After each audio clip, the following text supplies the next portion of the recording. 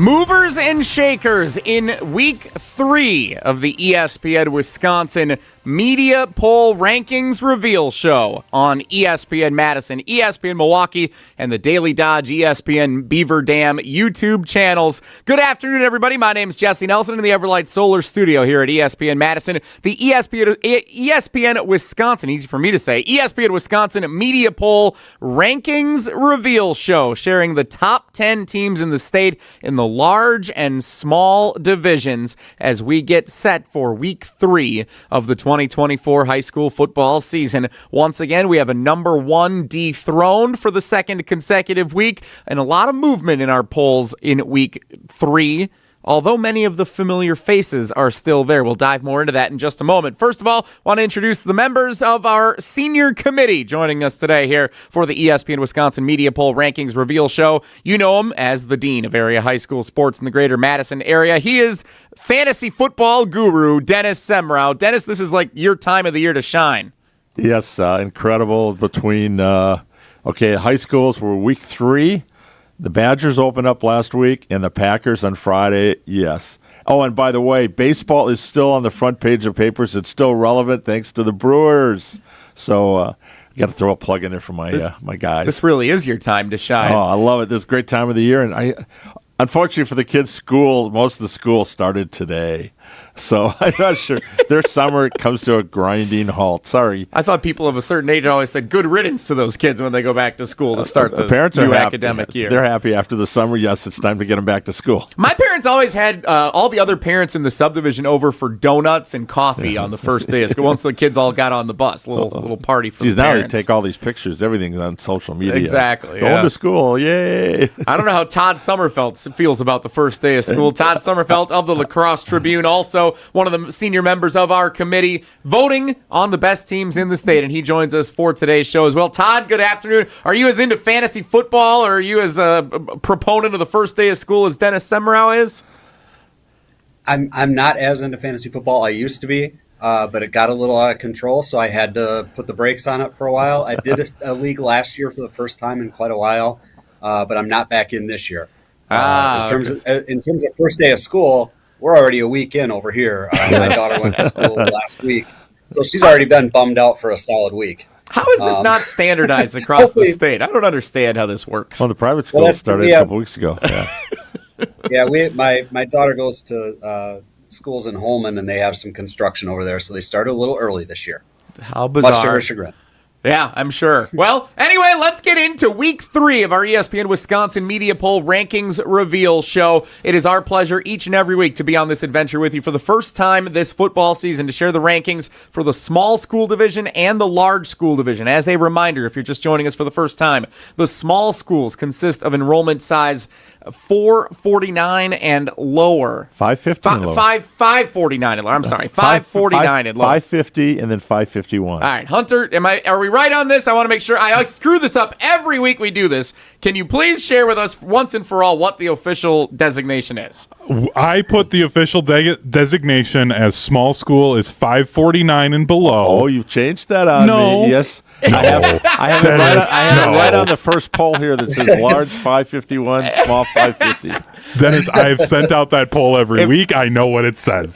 We apologize to any schools that are at exactly enrollment 550 who are very confused they by don't this. qualify. I don't think anyone is in that situation. So for all intents and purposes, 549 and lower are the small schools. Those are the teams that are projected to play in state championship games on Thursday at Camp Randall Stadium, divisions 4 through 7. 550 and up for the enrollment size. That is the large division consisting of the teams that we project to play in the Division 3, 2, and 1 state championship games at Camp Randall Stadium on Friday of the championships in November. So let's get to the small schools where number 1 has been dethroned from last week.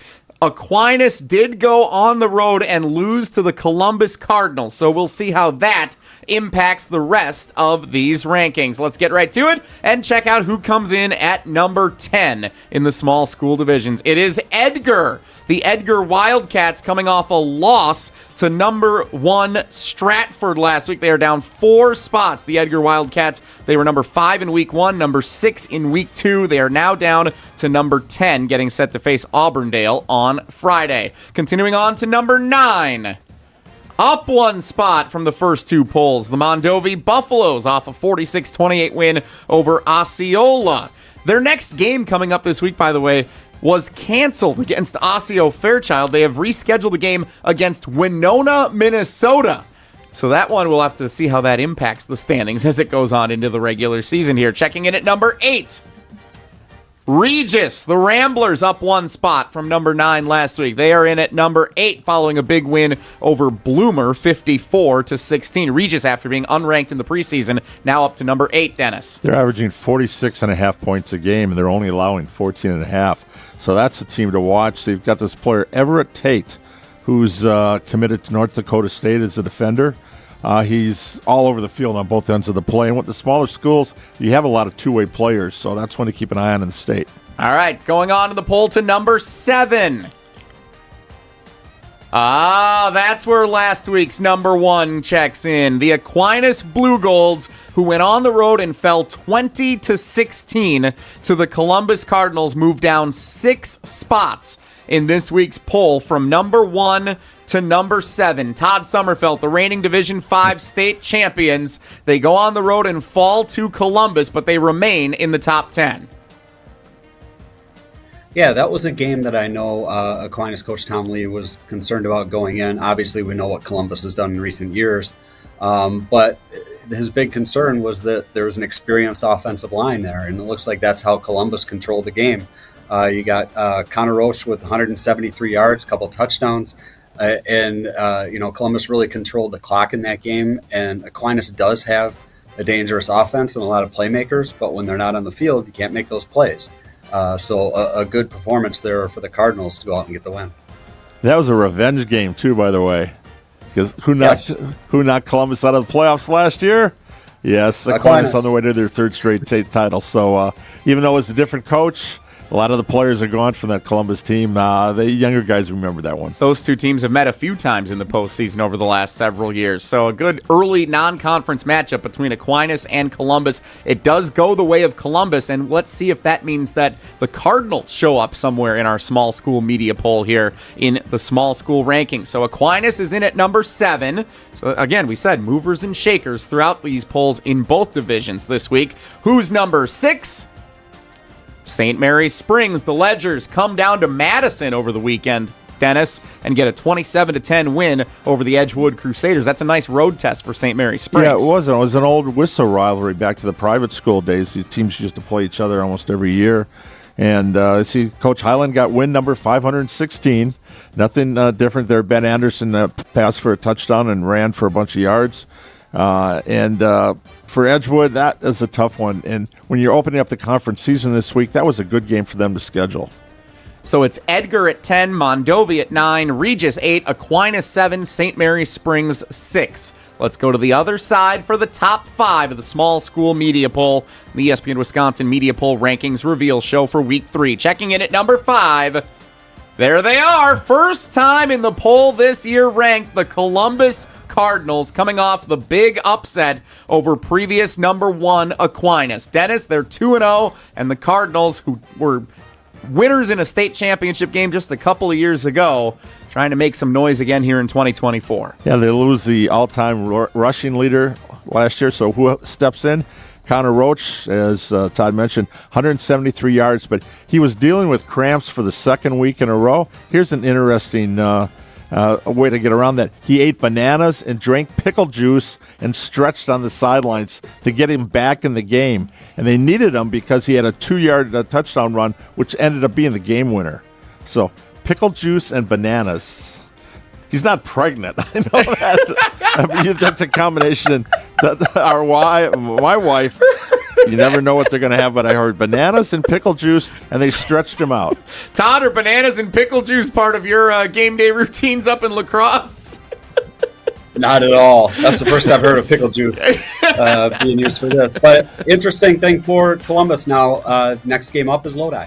Yeah, So we'll it talk doesn't get a more lot about easier. that one here coming up in a minute. So Columbus checks in at number 5. We haven't mentioned Lodi. They were in the top 3 last week. Let's see where the Blue Devils are in this poll. Let's go to number 4 in the small school division, and that's Xavier, up 1 spot from number 5 to number 4 after a 31-20 win over the defending Division 4 runners-up Luxembourg Casco in Week 2. Xavier gets Fox Valley Lutheran on the road coming up on Friday. Number 3 in the small school media poll. The Lodi Blue Devils, 22-14 winners at McFarland. They trailed early in the game. That's no change for Lodi in their ranking. They were 3 last week. They are 3 yet again. But Todd, as you just mentioned, this does set up number 5 Columbus at number 3 Lodi in a huge game in the Capital Conference this Friday night. Well, and it's interesting that Lodi just keeps winning football games. Dennis talked about it when we did our preseason poll about it being a respect vote for them, and people really looking at what the program has done in recent years, and they're showing people that they can just turn everything over and keep it rolling. But this game against Columbus will probably show us more than the first couple of weeks have. A good challenge for both teams. Dennis, the Capital Conference has been loaded the last couple of years, and it looks like that may be the case again. Yeah, again, but this is a game you'd think would be normally week 6 or 7 or 8 maybe, but coming out of it, the first conference game is pretty tough. And Lodi is kind of, I would say, skated by. They've kind of had really close ones. They were down 8-7 to McFarland in the fourth quarter and needed a couple of touchdowns to win it. But now they have a 16-game winning streak. The players want to keep that streak alive. But this is one of those games, I don't care what your record is every year, they can both be 0-7 or 0-7. This is the game of the year. This is the rivalry in the Capital Conference now that Lake Mills and Lakeside Lutheran aren't together anymore. Couple of Tigers remaining in the poll from the top of it last week who did not lose, so we expect to see them 1-2 here, but in which order will it be? For Stratford and Wrightstown, let's check who's at number 2. The Wrightstown Tigers, 57-0, a shutout win over Shawano, up 2 spots from number 4 last week for the reigning Division 5 runners-up, which means in at number 1, Stratford, the new number 1 in the small school media poll. Winners at Edgar, up 1 spot to number 2. That's a win over a top 10 opponent, Dennis, and Stratford is your new number 1. Yeah, this was you talk about a war. Neither team got more than 170 yards of offense, and the Tigers outlasted them by holding them to 48 yards. No, that was the previous. That was Wrightstown, but still, wow. I mean, Stratford's won 9 state champs. They're going to compete in Division 5 this year. I think they're going to be ready for the challenge there because that game with Edgar, that another game that maybe should be played later, but it's a non-conference, unfortunately. Yep. So they had to go 1-1, and they're opposite CWC large and small. That's a good one to open up your conference game with. But it could be a trap game too for them. Think about that, right, Todd? You get that big. Same thing with Columbus and Lodi. I'm thinking you got a big win the week before. What's going to happen now? You'd like to think that the coaches don't have to say anything. This is the rivalry game, but sometimes you got to remind them. Yeah, and this game against Edgar was kind of what it usually works out to be. A lot of really good defense on the field. The yards were tough to come by. And when you're talking about Stratford holding that number 1 spot, if you beat Edgar, you're not going to lose a lot of votes. No. Stratford, the new number 1. Hunter Vaughn is our Steve Kornacki of the ESPN Wisconsin Media Poll, accumulating all the data. We bring him in, the producer of our show here, the Rankings Reveal show on the ESPN Wisconsin YouTube channels. Hunter, what stood out to you as you accumulated the data of our voters from around the state this week? I've been talking about it a lot as we've been going through this. The number of schools in this small school poll that receive votes, our preseason poll, we had 33 schools receive votes. We're down to 20 schools now. The voters have pared down who they think those top schools are. They've kind of figured it out, and I think everybody's kind of in an agreement on who the best schools in the state are in that small school one. And it's also we've got a gap now that's starting to form from 10 to who would be 11. Prescott coming in at number 11 received 11 votes. Edgar at that 10 spot was a 24. So there is a gap now that's started to form on this small school poll. I don't think we're going to be seeing that in the large school one, is a little bit of a tease. And it's interesting that the small school, we're starting to see that separation form with these top 10 teams, and it's just kind of vying who's going to be where within that top 10 area. Still some of the regular state championship contenders featured in that poll. By the way, one team, Columbus, did move into the top 10. That means one team had to move out. That was Darlington, who was ranked 8th last week. Darlington lost 35-7 at Prairie du Chien. They are not ranked in this week's small school poll. The ESPN Wisconsin Media Poll Rankings Reveal Show. Jesse Nelson, Dennis Semrau, and Todd Sommerfeld with you, along with producer Hunter Vaughn, as we now transition to the large division. Again, these are teams projected to play in divisions 3, 2, and 1 for state championships at Camp Randall Stadium in November. Once again, many of the same teams from last week, but a lot of movement with some tough contests and a couple of teams falling last week. Let's see who checks in at number 10. Mount Horeb Barneveld for the first time this year ranks in the top 10. Dennis, the Vikings, 39-7 winners against Monroe. They also put up 58 points in week 1 against Baldwin Woodville. They're 2-0, and Mount Horeb Barneveld checks into the top 10. Well, they lose an all-state quarterback. Brooks Hendrickson steps in, passes for 251 yards, 3 touchdowns. But our future student athlete of the week, Chris Keel, was in our studios last week. 12 catches, 133 yards, 2 touchdowns, off to a great start. And I tell you, they picked up right where they left off against Monroe. They're averaging 48.5 points, and they passed for 437 yards, 6 touchdowns for the quarterback. Wow, that's a great offense, and their defense is no slouch either.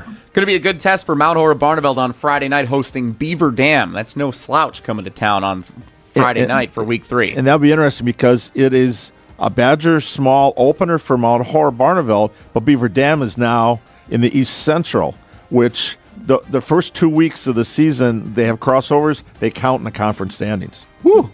Good luck to Beaver Dam going to Mount Horeb Barneveld, ranked number 10 in this week's large division ESPN Wisconsin Media Poll. Checking in at number 9. Another new team makes the top 10. The Cedarburg Bulldogs, 35-7 winners over Wauwatosa West on the road, ranked for the first time this year. Cedarburg cracks into the top 10. Yeah, the Bulldogs. Logan Zahor, a 3-year varsity standout on both sides of the ball. He is another guy to keep an eye on, one of those two guys. He caught a game-winning touchdown pass in the season opener. And while they didn't need a last second like they won 21-20 the first week, this was a little bit more impressive win over Wauwatosa West on the road. Now they get to open up the North Shore at West Bend West this week. Who's in at number 8 for the large division? The Arrowhead Warhawks. Now, here's a team that has been on a journey up and down the media poll to start this season. They fell at Homestead in week 2, 24-21. Tight loss for Arrowhead on the road against what has been a traditionally solid Homestead team. They were ranked higher last week before falling 5 spots from number 3 down to number 8 this week. So Arrowhead has been up and down, Todd Sommerfeld, and as you've overseen these polls over the many years, Arrowhead is on as large of a journey, I'd say, as many teams face in the first couple of weeks. Up and down they go.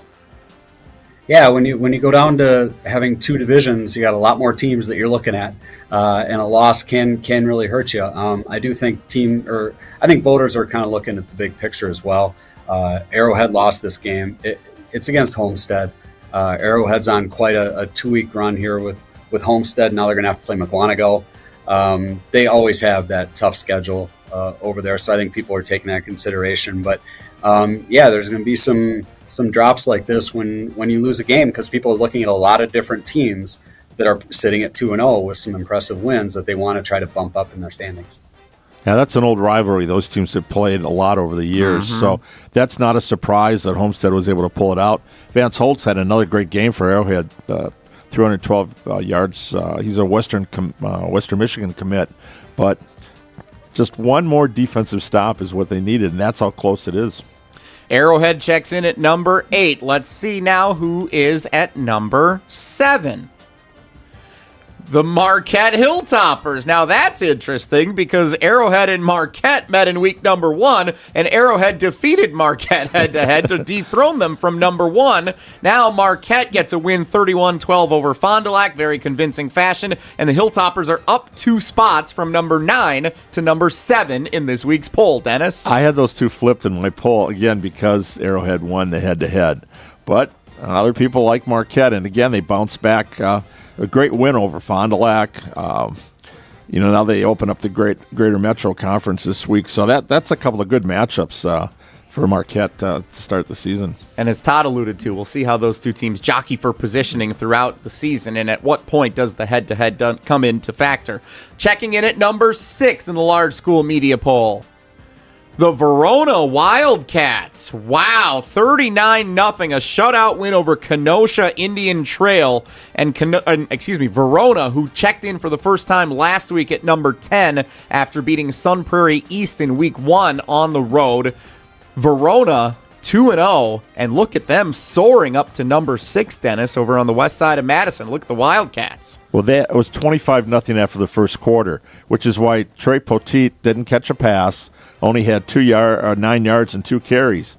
But why do you do this? They kicked the ball to him. They punted to him. 45-yard punt return for a touchdown in the third quarter.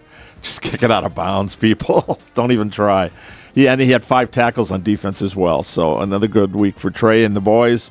And Caleb Hallmark, another new starting quarterback, 4 touchdown passes. Verona goes on the road at Janesville Parker in week 3 coming up. We'll see how triple threat Trey, the Tennessee commit, ends up impacting that game. All right, so it's number 10, Mount Horeb Barneveld, number 9, Cedarburg, number 8, Arrowhead, number 7, Marquette, and number 6, Verona. We shift to the other side for the top 5 in the large division. Checking in at number 5.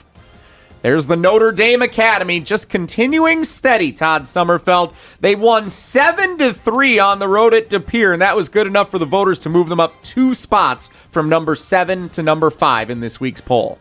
Wow. Todd, think about that. Didn't have the offense going, but obviously the defense was. That's for sure in that game, going 7-3 and winning that one. And again, we talk a lot about a lot of these teams and the caliber of competition they play. These days, De Pere, if you're going to match up with De Pere in anything, you got to be ready for a fight, and they got the fight in that game and managed to prevail. Notre Dame I didn't mean beat. to step on Dennis there. No, you're good. Notre Dame beat Kaukauna 16-13 in week 1, 7-3 over De Pere in week 2. Not a lot of points, just averaging 11.5 per game, but they're only allowing 8 a game, and that's why they're ranked now number 5 in this week's poll, Dennis. Yeah, they De Pere did a great job. Christian Collins had 142 yards, but he had to earn every one of those. But it was Jack Collins had the touchdown run. So the Collins crew, and again another guy to keep an eye on. We talked about last week, James Flanagan, the Notre Dame recruit. He had 3 catches for 36 yards and 5 tackles. So he is a man all over the place. When you got that 1-2 punch of Collins and Flanagan, they're going to be in every game this season. So a lot of teams that were ranked in the upper echelon of the large school poll have dropped this week. Let's see what this means for the top 4. Checking in at number 4. The Kimberly Papermakers, fresh off of their first game of the season. They didn't play in week 1, remember. Kimberly defeats Bayport on the road 35-14. We talked a lot about the hype around that game last week, Dennis. Going into the first game, you never know how both teams are going to react in that rivalry. Kimberly gets the win in convincing fashion over the Bayport Pirates, and the voters move them up 4 spots from number 8 to number 4 in this week's poll. Well, this is a defensive coordinator's nightmare. What happens? Marcus Doucette, 131 yards. First play from scrimmage, 91-yard touchdown run. Ouch. Now that sends a message, don't you think, Todd? I mean, sends a message, and it's your first game of the year, too, let alone being a big game. These kids had to wait an extra week to get out there and play. So you want to get out there and make something happen right away. And they certainly did. Kimberly checking in at number 4. In at number 3 in the media poll for the large division, the Mukwonago Indians. Tough one on the road at Sun Prairie East. These two teams have met now each of the last 3 seasons in the regular season. Mukwonago comes to Bank of Sun Prairie Stadium, one of the best stadiums in the entire state in Sun Prairie, and wins 42-37. They trailed 24-13 in the third quarter before mounting a comeback on the road against a solid opponent. And Todd Mukwonago now establishing itself in the Classic 8 as one of those powerhouses year after year. It took them a few years to get it up and running, but over the last 3 or 4, they have emerged right at the top of that conference. Well, and to be able to come from behind like that, being such a good running team, too. I mean, they just kind of keep grinding it out and try and hit enough of those big plays, and they did it in that game. To be able to come back against a team that I think everybody still thinks is going to be pretty good this year. They had 350, I think it was, rushing yards in that one. So credit to Mukwonago for keeping it rolling and keeping the composure and belief in what they're doing to keep doing it even though they're facing the deficit. Yeah, Sun Prairie East has got to figure out how to stop the run. It's every time they've played Mukwonago, that's happened. But Max Raymer was our first student athlete of the week last week. Great day passing, so they're going to be able to move the ball. 37 points, that's a great showing. Tighten up the defense now as they head into Badger Large Conference play this week. Yeah, Sun Prairie, we don't talk much about the teams that aren't ranked in the top 10. Sun Prairie East is 0-2, but their losses are now to number 6 Verona and number 3 Mukwonago. Not a bad non-conference slate for a team looking to gear up for the conference portion of the schedule. And they could run the table, and we'll see what happens with Wanakee after they got upset last week. Maybe that Badger Large is up for grabs. Not expecting a lot of change here for 1 and 2 at the top of the large school standings. Let's see who it is at number 2.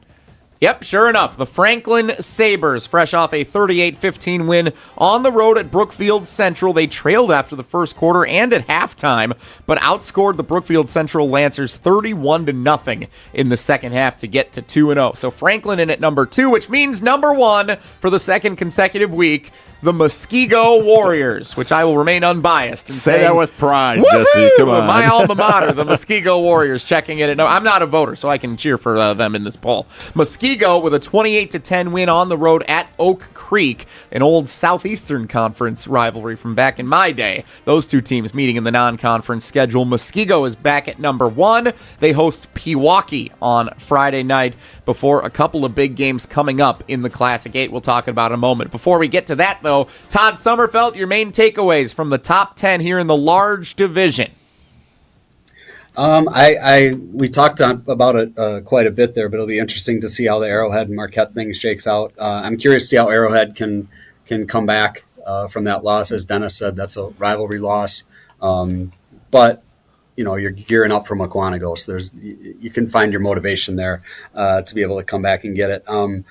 We'll get to some of the teams that are just out of the top 10. I think there's some really good teams there that are kind of knocking on the door, getting ready to get in, and hopefully Dennis can shed some light on that Wanakee Madison Memorial game for us too. Yeah, let's talk about teams that here. That are just outside.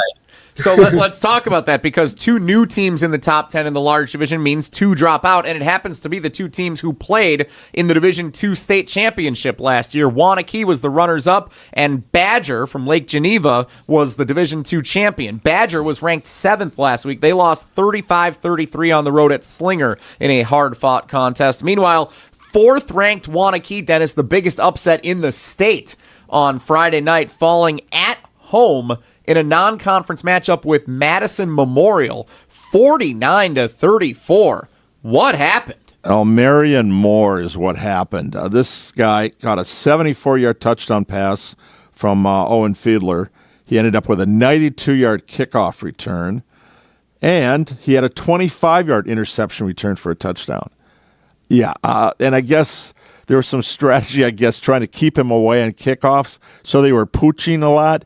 And Memorial had started at 40, 45. They had some short fields. But Wanakee giving up 49 points. I can't remember the last. They had a season where I think they did that in conference for the season. and that happened in week 1, and they got outscored 21-13 in the fourth quarter. That usually doesn't happen either, unless they've got their reserves in, and then their starters on offense are out as well. But yeah, Madison Memorial, that's a team now I think we really have to watch, and we'll see what happens now. They open up the conference season this week, like everybody does, and I'll tell you. Austin Battaglia, the new coach there. Mike Harris is a friend of the show. We always like Mike. He left the program in really good hands, and I tell you, if I'm a Spartans fan, I think I'm looking at top 10 maybe next week. It's possible for Madison Memorial. We'll see if they could crack the top 10 next week. Hunter Vaughn, you'll have the call on Thursday night of Wanakee at Monona Grove with Dennis Semrau on the ESPN Madison YouTube channel and 100.5 ESPN. What stood out to you in accumulating the data from the voters around the state for the large division media poll? I think two things. One, we've talked a lot about this Marquette Arrowhead, with Marquette coming in at 7, Arrowhead at number 8, even though Arrowhead beat Marquette. The voters feel really good about this Marquette team. They had 47 points of all of their voting to Arrowhead's 24. So they're one spot different on the poll, but you saw a 23-point gap between the two. So it's really interesting that voters don't really care much right now about head-to-head matchups. They care about how they feel about this team and going forward on the team. Then how tight things are in this poll from that number 8 spot. So I said Arrowhead had 24. Cedarburg's at 19 points. Then you had Mount Horeb Barneveld at 18. West Salem came in at 11.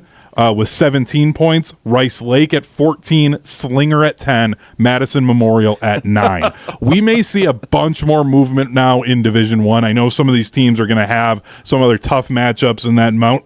Madison Memorial still has to get through the Big 8 conference, which can be really tough, so we'll see what happens to them there. But this Division 1, I think we're pretty settled on what the top end is, but like the small school, there's going to be a ton of movement when we start talking from 6 down for the rest of the season. One of the fun matchups that's coming up this week is third-ranked McGuanago at number 8 Arrowhead, number 3 and number 8. Todd Sommerfeld, when you've accumulated all the data for these polls in years past, when you see two top 10 teams meet like this, how much impact does that typically have on the rankings for the following week? It's interesting because it varies. You never know how people are going to react. Obviously, it'll depend on the final margin of victory. I mean, if somebody blows somebody out, it's going to send somebody into a bit of a tailspin. But I think for the most part, the voters, again, keep big picture in mind and understand, the caliber of the teams that are on the field. But like I said, if somebody, it's their night and they catch a big one and can really drop a large margin on somebody, you're going to see a big tumble there. And another team, the team that wins, really strengthened in the poll. Again, we talk about Catholic Memorial. Lost the first week, came back. We saw their game with a running clock against Sun Prairie West. That might be a team that might not lose the rest of the way, so they're getting some votes and maybe a couple more the next week and whatever. Again, we look at blue blood programs, Todd. We talked about that, very in the beginning, that there's some teams you just know, maybe they have a stumble here or there, but you think you're going to be seeing them at Camp Randall, so you're going to vote for them. And there are here, once again, 3 Classic 8 teams cracking the top 10. Muskego, the number 1 overall, McGuanago, number 3, and Arrowhead, number 8. Get a load of this schedule coming up over the next 2 weeks in the Classic 8. They could put these games on national TV in the 11 a.m. kickoff on Fox or the 6:30 on ABC at ESPN. These would draw numbers.